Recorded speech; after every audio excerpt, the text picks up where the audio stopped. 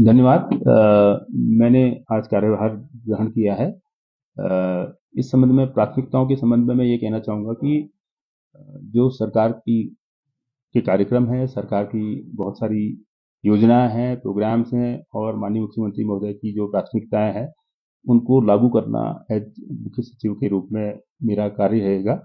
हम कोशिश करेंगे कि सरकार की कल्याणकारी योजनाएँ, सरकार के विभिन्न तरह के कार्यक्रम और सरकार की जो भी प्राथमिकताएं हैं उनको तेजी से लागू करें, उनको लोगों तक उनको प्रभावी रूप से उनका फायदा पहुंचाएं और आम जनता को सुलभ और सरल तरीके से प्रशासन मिल पाए और उनकी जो भी आवश्यक और समस्याएं हैं, उनकी जो आवश्यकताएं हैं, उनके जो रिक्वायरमेंट्स हैं, उनको हम पूरा कर पाए। ये मेरा पूरी तरह से प्रयास है। उत्तर प्रदेश के आर्थिक हालातों इस संबंध में मैं ये तो एक बड़ा बड़ा विषय है। इसमें इतनी इस समय आज मैं इतना विस्तृत रूप से वो नहीं कह पाऊंगा, लेकिन सरकार कार्य करती रहती है और कार्यक्रम अ, बनते रहेंगे। सरकार की जो भी योजनाएं बनेंगी उनको हम प्रभावी रूप से लागू कराएंगे और उसमें ये सब चीजें ध्यान में रखी जाएंगी।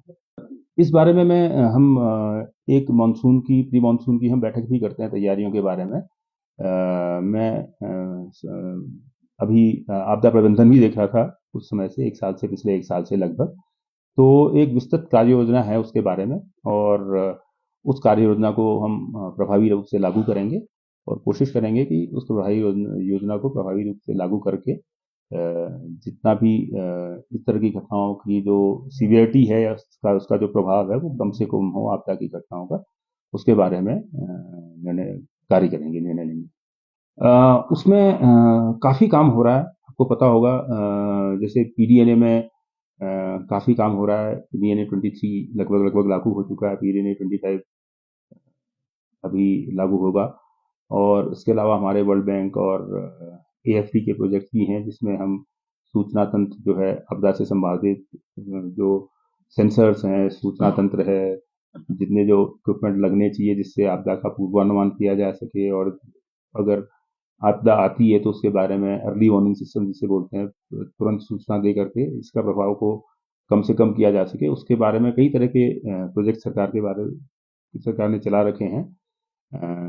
उसमें से कई बाहरी एजेंसियों की सहायता से भी है, वर्ल्ड बैंक और एएफडी जैसे मैंने बताया। तो उसमें काफी काम हो रहा है और भविष्य में उससे हमें फायदा होगा।